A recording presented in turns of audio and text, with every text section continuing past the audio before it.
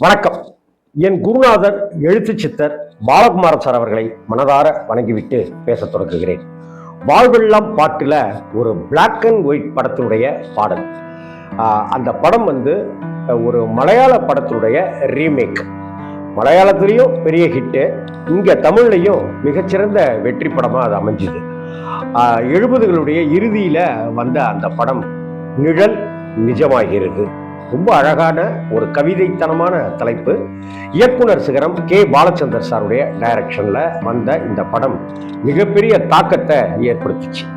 கமல், சுமித்ரா, ஷோபா, சரத்பாபு, அனுமந்து, மௌலி முதலான இவர்களை மட்டுமே வைத்துக்கொண்டு பண்ணப்பட்ட கதை. மலையாள ஒரிஜினல் பார்த்திருக்கேன் நான். அந்த படத்தை விட பல மடங்கு நகாசு செய்து படத்தை ஜொலிக்க வச்சிருப்பார் பாலச்சந்தர் சார். இந்த படத்துல பொறுத்த வரைக்கும் கமல் ஒரு கம்யூனிஸ்ட் இருப்பாரு. இவங்க ஒரு கட்டுப்பெட்டியா ஒரு இதுதான் வாழ்க்கை அப்படிங்கிற நியமங்களோட சுமித்ரா இருப்பாங்க. சுமித்ராவுடைய அண்ணன் சரத்பாபுவும் கமலஹாசனும் நண்பர்கள். அந்த வீட்டுக்கு வேலைக்கார பெண்ணாக வந்திருப்பவர் தான் ஷோபா. அந்த ஷோபா அந்த வீட்டில் வேலைக்காரி, அதே வேலைக்காரராக அனுமந்துவும் இருப்பார். காது கேட்காத அனுமந்து ஷோபாவை காதலிப்பார். ஆனா அங்க வீட்டில் பணக்காரராக இருக்கிற அந்த வீட்டு முதலாளியாக இருக்கிற சரத்பாபு ஷோபாவை அடைந்து விடுவார். அதாவது தன்னுடைய ஆசைக்கு அவளை பலியாக்கிடுவார். ஆனா அவ வயிற்றுல குழந்தை வளர ஆரம்பிச்சிடும். இந்த விஷயங்கள் உண்மை எல்லாமே கமலுக்கு தெரிஞ்சிடும். ஒரு கட்டத்துல கமல் அதையே அங்கேயே ஒரு குடிசை வீட பிடிச்சி அனுமந்துவை துணைக்கி வச்சுட்டு போயிடுவார். இதற்கு அப்புறம் அந்த சரத்பாபு தன்னுடைய தவறை உணர்ந்து ஏத்துக்கிட்டாரா? ஒரு ஈகோ வரட்டுத்தனமான பிடிவாதத்தோட இருக்கிற சுமித்ராவும் கமலஹாசனும் சேர்ந்தார்களா? அல்லது கமலஹாசன் தான் இந்த ஷோபாவுடைய ஷோபாவுக்கு குழந்தை வர்றதுக்கு காரணமே கமல் தாங்கிற ஒரு சந்தேக புத்தியோட இருக்கிறவங்களுக்கு எல்லாமே உண்மையெல்லாம் தெரிஞ்சுதா அப்படிங்கிறதுல இந்த படத்துல ரெண்டு பாட்டுமே கவியரசு கண்ணதாசன் எழுதினது. மெல்லிசை மன்னர் MS விஸ்வநாதனுடைய இசையில 2 பாட்டுமே சூப்பர் டூப்பர் ஹிட். ஒன்று கம்பன் ஏமாந்தான், SPB தனித்து பாடியிருப்பார். இன்னொரு பாட்டு வாணி ஜெயராமும் SPBயும் சேர்ந்து பாடியிருப்பாங்க. அதுதான் இலக்கணம் மாறுமோ இலக்கியம் ஆகுமோ அப்படிங்கிறது. இந்த பாட்டை நான் வாரத்துக்கு 5 தடவையாவது 6 தடவையாவது 2 வீலரில் போகும்போதாவது வீட்டில் உட்கார்ந்துருக்கும் போதாவதுன்னு நான் இந்த பாட்டை முணுமுணுத்துக்கிட்டே இருப்பேன். ஏன்னா பாலச்சந்தர் சாரை பொறுத்த வரைக்கும் ஒரு படத்தில் என்ன கதையோ அந்த கதையினுடைய சாராம்சம் அப்படியே அந்த பாட்டுக்குள்ளார வரணும் அப்படின்னு ஆசைப்படுவார். இந்த பாட்டுக்குள்ளார கண்ணதாசன் அவர்கள்ட்ட சொல்லி பாலச்சந்தர் சார் என்னென்ன விஷயத்தெல்லாம் வாங்கியிருக்காரு அப்படின்னு பார்ப்போம் பாருங்க. இலக்கணம் மாறுமோ இலக்கியம் ஆனதோ அப்படின்னு வருது.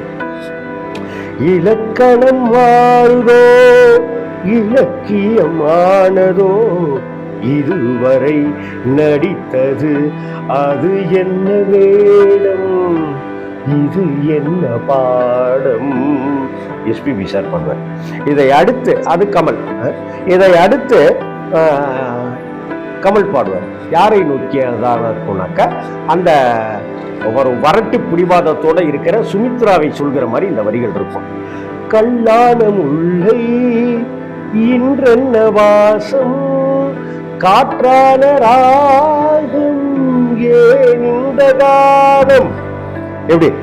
கல்லான முல்லை இன்றென்ன வாசம், கல்லாத்தானே இருந்த, இன்னைக்கு என்ன திடீர்னு வாசம்? காற்றான ராகம் ஏன் இந்த காலம். காற்றாத்தானே போயிட்டே நீ, அப்புறம் என்ன திடீர்னு இன்னைக்கு மாறிட்ட? வெண்மேகம் அன்று கார் மேகம் இன்று. வெண்மேகமா இருந்தா இன்னைக்கு ரொம்ப கருமேகமா சூழ்ந்திருக்கா? வெண்மேகம் அன்று கார்காலம் இன்று யார் சொல்லி தந்தார் மழை காலம் என்று. அடுத்த வரிதான் ரொம்ப பிரமாதம் பண்ணிருப்பார் கண்ணதாசன். மன்மதன் என்பவன் கண் திறந்தானோ பெண்மை தந்தானோ. அவ்வளவு ஒரு அட்டமட்டா எதையுமே மனிதர்களை புரிஞ்சிக்காம இருந்திய, எப்படி உனக்குள்ளார இந்த மாதிரிலாம் மாற்றங்கள் அப்படின்னு சுமித்ராவை பார்த்து கமல் கேட்கிற மாதிரி இந்த பாட்டு. கல்லான முல்லை இன்றென்ன வாசம், காற்றான ராகம் ஏன் இன்று காலம், வெண்மேகமன்று கார் மேகம் இன்று யார் சொல்லி தந்தார் மழைக்காலம் என்று, மன்மதன் என்பவன் கண் திறந்தானோ பெண்மை தந்தானோ. என்ன அழகு பாருங்க இந்த வரி. சரி, சுமித்ரா விட்டுருவாங்களா? வாணிஜ்யரம் வந்துருவாங்கல்ல சுமித்ராவுக்கு. அப்ப அவங்க பாடுறாங்க, என் வாழ்க்கை நதியில் கரை ஒன்று கண்டேன், உன் நெஞ்சிலேனோ கரை ஒன்று கண்டேன். சோபாவுக்கும் கமலுக்கும் தொடர்பு இருக்கிறதா இவங்க சந்தேகம் வருது இல்ல, அதை சொல்றாங்க. என் வாழ்க்கை நதியில் கரை ஒன்று கண்டேன், உன் நெஞ்சிலேதோ கரை ஒன்று கண்டேன், புரியாததாலே புரியாததாலே திரை போட்டு வைத்தேன், திரை போட்ட போதும் அணை போட்டதில்லை. திரைங்கிறது வேற, விளக்கிடலாம் இல்லையா? அணை அதை இடிக்கத்தான் செய்யணும். அப்படி திரை புரியாததாலே திரை போட்டு வைத்தேன், திரை போட்ட போதும் அணை போடவில்லை, மறைத்திடும் திரைதனை விலக்கி வைப்பாயோ விலக்கி வைப்பாயோ. புரியலடா, புரியல. என் வாழ்க்கை நதியில இப்படி நல்லா கரை இருந்துச்சு, ஆனா உன் மனசுல ஏதோ ஒரு கரை இருக்கு. சோபாவுக்கும் உனக்கு ஏதாவது லிங்கா? அதான் கரைன்னு நான் சொல்றேன். நான் அதை சரி பண்ணி எனக்கு புரிய வை. புரியல எனக்கு. அதனால ஒரு ஸ்கிரீன், உனக்கும் எனக்கும் நடுவில் ஒரு ஸ்கிரீன் போட்டிருக்கேன். என்ன அணையெல்லாம் ஒன்றும் கட்டலை, ஸ்கிரீன் போட்டிருக்கேன். அணைனா இடிக்கிறது கஷ்டம், உடைக்கிறது கஷ்டம். ஸ்கிரீன் போட்டிருக்கேன். அதை நீ விலக்கி வைப்பியா இல்லை எனக்கு விலக்கி சொல்லுவியா? என்னதான் பண்ண போற? எவ்வளவு இந்த கதை வந்துருச்சா?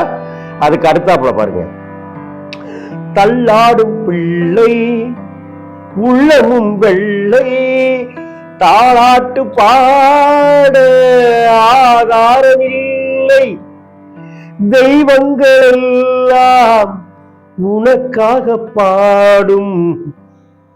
இந்த வரிதான் பிரமாதம். பாடாமல் போனால் எது தெய்வமாகும், மறுபடி திறக்கும் உனக்கொரு பாதை, உரைப்பது கீதை.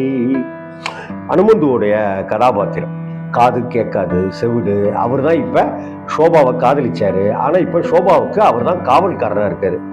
தள்ளாடும் பிள்ளை உள்ளமும் வெள்ளை, அப்பாவி உள்ளமும் வெள்ளை, தாளாட்டு பாட ஆதாரமில்லை, தெய்வங்கள் எல்லாம் உனக்காக பாடும், பாடாமல் போனால் எது தெய்வமாகும், மறுபடி திறக்கும் உனக்கொரு பாதை, உரைப்பது கீதை. சோபாவுக்கும் இது பொருந்தும். சரி, இப்ப வாணி ஜெயராம் சோபாவுடைய மனசாட்சியா பாடுறாங்க. அவங்க என்ன பாடுறாங்க? அனுமதி வச்சுட்டு பாடுறாங்க. என்ன சொல்றாங்க? மணி ஓசை என்ன, இடி ஓசை என்ன, எது வந்த போதும் நீ கேட்பதில்லை. காது கேட்காத. மணி ஓசையா இருந்தாலும் சரி, இடி ஓசையா இருந்தாலும் சரி, எந்த ஓசை வந்தாலும் நீ கேட்பதில்லை. சரி, மணி ஓசை என்ன, இடி ஓசை என்ன, எது வந்த போதும் நீ கேட்பதில்லை, நிழலாக வந்து அருள் செய்யும் தெய்வம் நிஜமாக வந்து என்னை காக்க கண்டேன், நீ எது நான் ஏது ஏன் இந்த சொந்தம் பூர்வ ஜென்ம பந்தம். இந்த பாட்டுக்கு இந்த வரி கேட்கும் போதெல்லாம் நெகிழ்ந்து போயிருக்கேன், அழுது இருக்கேங்க. அப்படிப்பட்ட வரி, சிம்பிளாக என்ன கண்ணதாசன், அதான் கண்ணதாசன். ஒரு வரியில் அந்த 4 வரியில சோபாவுடைய மனசு, சோபாவுடைய கேரக்டர், அனுமந்தூருடைய கேரக்டர் சொல்லிட்டாரா?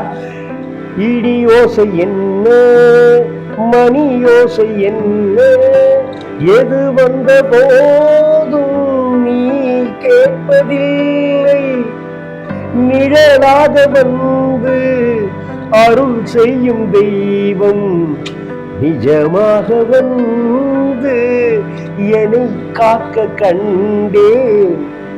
நீ எது நான் எது ஏன் இந்த சொந்தம் பூர்வ ஜென்ம பந்தம். ஹம்மிங், பிரமாதமான ஹம்மிங் மாணிஜரம். இலக்கணம் மாறுதோ இலக்கியமானதோ, இதுவரை நடந்தது இது என்ன வேடம், இது என்ன பாடம். நிழல் நிஜமாகிறதுங்கிற இந்த படத்துல இந்த பாட்டு என் வாழ்நாளெல்லாம் கூட வருகிற பாட்டு. ஒரு பாட்டுக்குள்ளார அத்தனை கதாபாத்திரங்களுடைய தன்மைகளையும் குணங்களையும் சொல்லிட முடியலனாக்கா அது பாலச்சந்தர் படம், அது MS விஸ்வநாதனுடைய இசை, அது கண்ணதாசனுடைய வரிகள். இந்த பாட்டு உங்களுக்கு பிடிக்கும்னா கமெண்ட்ல பதிவு பண்ணுங்க. வணக்கம்.